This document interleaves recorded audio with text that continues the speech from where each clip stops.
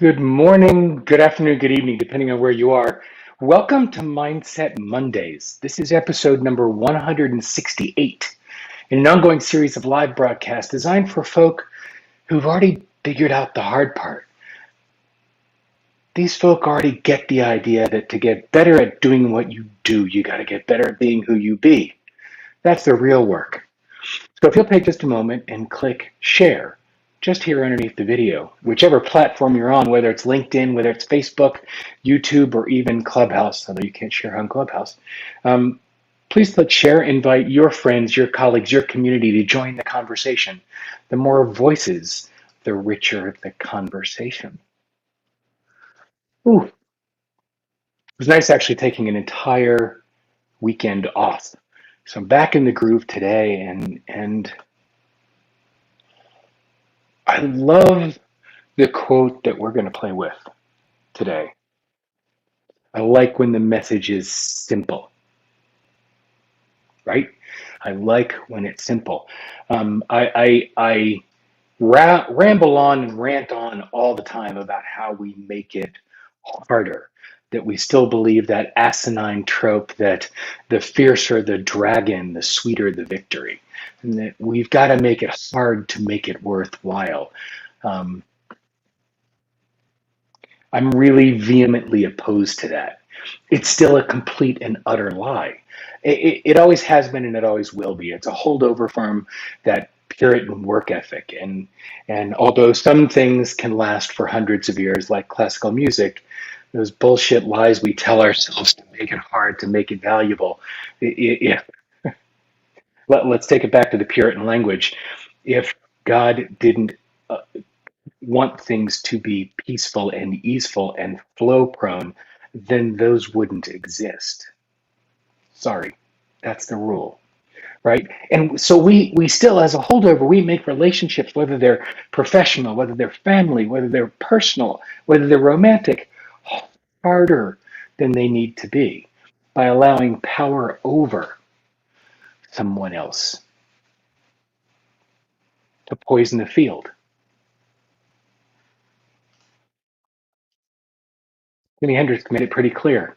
When the power of love overcomes the love of power, the world will know peace. Man, what if it were that simple? What if it were just that simple? So go back to the coaching flavor of Tim Ferriss's question. The coaching flavor is, what will this look like when it's easy?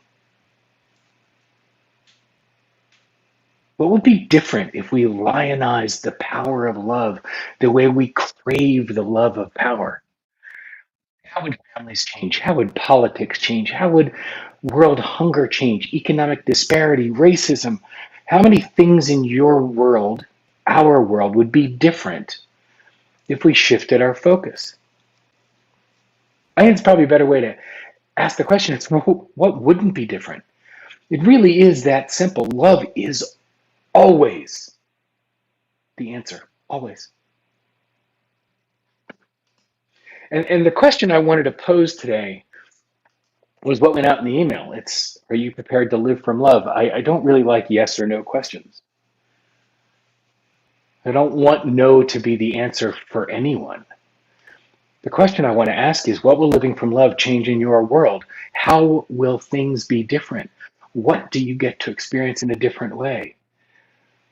When the power of love overcomes the love of power, the world will know peace. Yeah, that's simple. So, what will living from love change in your world? It's a simple change. It's actually a simple change. Whenever you encounter anyone, anything, any situation, any place, any outcome, any event, what part of this do I love? What part of this can I find love for? What is it about this person I'm in love with? One of the beautiful things that came out of the positive intelligence program, the work that I'm doing, that many of us are doing with Shazad Shamin around positive intelligence, but more than that, the work that I lead groups of right now is that we get a chance to reconnect with our little person, the beautiful, precious soul we were at 3 and 4 and 5 before we learn the survival mechanisms that have become our saboteurs, that have become those negative narratives inside our head.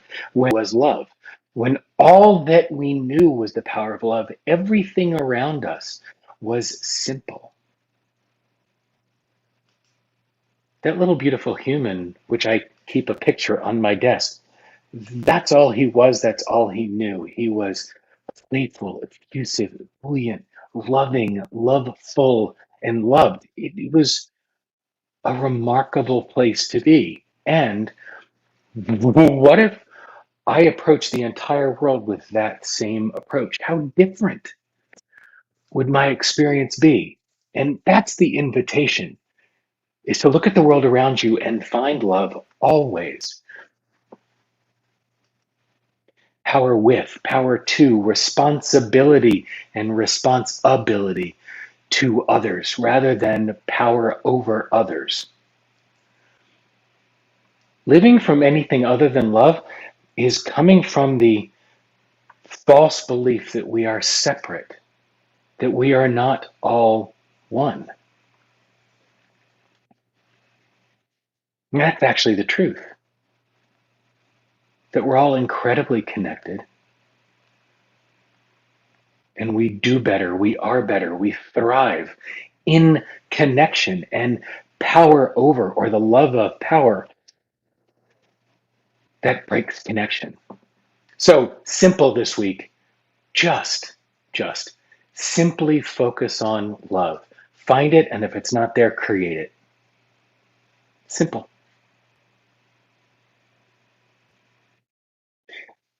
Follow this message anywhere online on any of the platforms, or come to facebook.com/groups/mindset Mondays. Share your thoughts there, or send me a direct message on LinkedIn, Facebook, or YouTube.